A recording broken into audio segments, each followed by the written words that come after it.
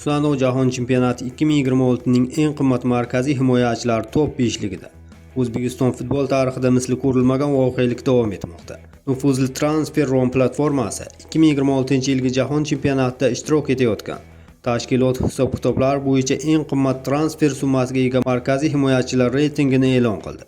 Quvonarlisi milliy terma jamoa va Manchester City klubi vakili Abduqodir Husanov dunyoning eng sara yulduzlarini ortda qoldirib, kuchli 5likdan joy oldi. Atigi 22 yoshda bo'lishiga qaramay, ingliz grandi safida ishonchli o'yinlar ko'rsatayotgan Husanovning ayni paytdagi bozor qiymati dahshatli 62,2 million yevroni tashkil qilmoqda. Eslatib o'tamiz, O'zbekiston milliy terma jamoasi o'z tarixida ilk bor futbol bo'yicha Jahon chempionatining final bosqichiga yo'llanma oldi. O'zbekiston K guruhidagi debyut bahsida kuchli Kolumbiya terma jamoasiga qarshi maydonga tushib, shiddatli kurashda 1-3 hisobda imkoniyatni boy berishdi. Biroq oldinda guruhdan chiqish imkoniyatini saqlab qoluvchi yana ikkita muhim bellashuv turibdi.